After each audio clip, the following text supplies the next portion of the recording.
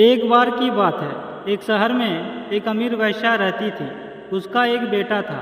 उस वैश्या का बेटा एक बहुत बड़े घर में आरामदायक जीवन के साथ बड़ा हुआ था और आए दिन अपने माता से फालतू खर्च करने के लिए पैसे मांगता रहता था और हमेशा ईश्वर से शिकायत करता कि उनको ईश्वर ने कुछ भी नहीं दिया है, जिससे वह अमीर वैश्या अपने बेटे को लेकर बहुत चिंतित रहती थी, क्योंकि इस आरामदायक जीवन ने उसे आलसी और कामचोर बना दिया था।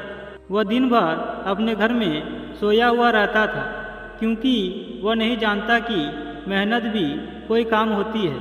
लेकिन वह अमीर वैश्या जब भी अपने बेटों को काम या मेहनत करने के लिए कहता तो उसका बेटा उसे कहता कि हम गरीब नहीं अमीर हैं। क्या आपको पता नहीं है कि काम और मेहनत गरीब लोग करते हैं और मुझे गरीबों से बहुत नफरत है। लेकिन वो वैश्या अपने बेटों को समझाने की बहुत कोशिश करता और अपने बेटे को कहता कि गरीब आदमी ही मेहनत करके अमीर आदमी बनता है और गरीब अमीर कुछ नहीं होता है। और जहाँ तक खुशियों की बात है, ईश्वर ने गरीब को ज़्यादा खुशियाँ दी है, उसे ज़्यादा मजबूत बनाया है।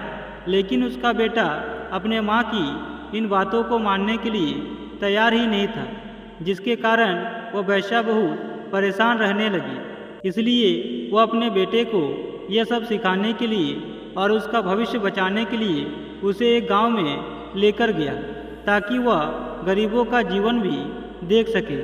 तभी वह अपने बेटे को पहले एक ऐसे गरीब परिवार के पास ले गया जो बिना रोशनी पानी के एक छोटे से घर में रहता था, जिसे देखकर उस वैश्या के बेटे ने गरीब परिवार से पूछा कि आप ऐसी परिस्थितियों में कैसे रहते हैं। उस लड़के की बात सुनकर गरीब परिवार ने कहा कि हमारे पास पैसे नहीं है, फिर भी हम अमीर हैं, क्योंकि हमारे पास भगवान का आशीर्वाद है। उस गरीब परिवार की बात सुनकर उस वैश्या ने अपने बेटे को गांव की नदी दिखाने के लिए लेकर गया। तभी उस वैश्या के बेटे ने देखा कि उसे अपने घर में पीने के लिए साफ पानी और नहाने के लिए नल का साफ पानी मिलता है और यहाँ लोग अपनी सफाई और पीने का पानी सभी कामों के लिए एक ही नदी से काम चलाते हैं। लेकिन थोड़ी ही देर में रात हो गई और वे रात बिताने के लिए एक छोटे से घर में पहुंच गए और वहां जाकर वह वैश्या और उसका बेटा बिना बिस्तर और पंखे के ही सो गया। लेकिन वह वैश्या और उसका बेटा बाहर से आने वाली आवाज़ों से परेशान हो रहा था। जब उस वैश्या के बेटे ने उठकर शोर को सुना तो उसने पाया कि लड़कों का एक समूह खुशी से आग के चारों ओर खेल रहा है, जिसे देखकर उस वैश्या का बेटा बहुत मोहित हो गया। उसने सोचा कि उसके पास दुनिया का हर खिलौना है, लेकिन उन लड़कों के पास जो खुशी और आनंद है वह उसके पास नहीं है। इस प्रकार से धीरे धीरे रात गुजर रही थी। जब सुबह हुई तो उस वैश्या और उसके बेटे को जोर से भूख लग गई, इसलिए वह अपने बेटे को दोपहर के भोजन के लिए एक गरीब किसान के घर ले गया। उसके घर पर खाने के लिए कुछ नहीं था, फिर भी किसान ने उन्हें सूखी रोटी दिया। जब किसान के बेटे रोटी को खा रहा था, तभी वह वैश्या अपने बेटे की तरफ देखने लगी, क्योंकि उसका बेटा सूखी रोटी को बड़े चाव से खा रहा था। उसे सूखी रोटी बहुत ही स्वादिष्ट लग रहे थे। तभी उसकी माँ ने अपने बेटे के कान में फुसफुसाया और उससे कहा कि तुम इसे कैसे खा सकते हो, तुम तो चांदी की प्लेट में कई तरह के खाना खाते हो। इस पर उस वैश्या के बेटे ने अपनी माँ से कहा कि मैं अब जान चुका हूँ कि खाने का असली स्वाद और रात को एक अच्छी नींद हमेशा मेहनत करने के बाद ही मिलती है। हमारे पास आलीशान घर और ठंडी हवा के लिए एसी है, लेकिन गरीब को ईश्वर ने पूरी नदी ही दे दी। बच्चों को खेलने के लिए बड़े बड़े खेत और जंगल दे दिए हैं, जो उनको असली आनंद के साथ साथ मजबूत भी बनाते हैं।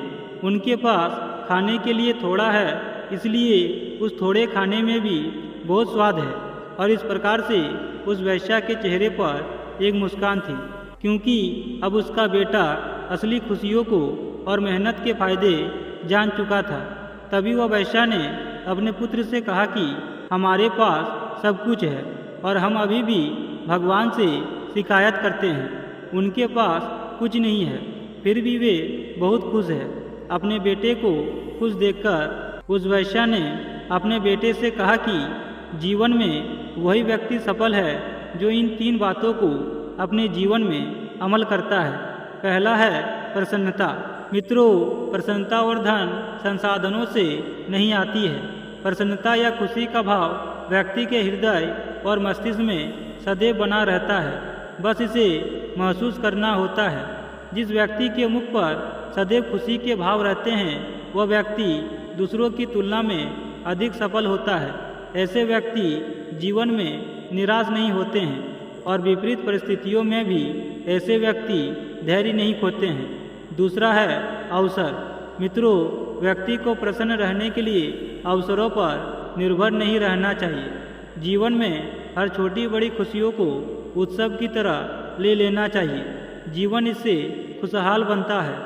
जो प्रसन्न रहने के लिए मौक़ों की तलाश में रहते हैं उनकी प्रसन्नता या खुशी अस्थायी नहीं होती। तीसरा है ऊर्जा। मित्रों, जब आत्मा प्रसन्न होती है तो व्यक्ति किसी भी स्थिति में हो वह एक न एक दिन अपने लक्ष्य को प्राप्त कर ही लेते हैं। लक्ष्य को प्राप्त करने में प्रसन्नता औषधि के समान है। छोटी छोटी चीज़ों में प्रसन्नता को तलाशें। संपन्न रहने के लिए बड़े अवसरों के भरोसे नहीं बैठना चाहिए। जीवन में जब भी खुशी होने का अवसर मिले उसका भरपूर आनंद उठाना चाहिए। प्रसन्नता से मस्तिष्क को ऊर्जा मिलती है, उसके कार्य करने की क्षमता में वृद्धि होती है। मस्तिष्क अधिक क्रियाशील रहेगा तो व्यक्ति को किसी भी कार्य करने में तनाव नहीं होगा।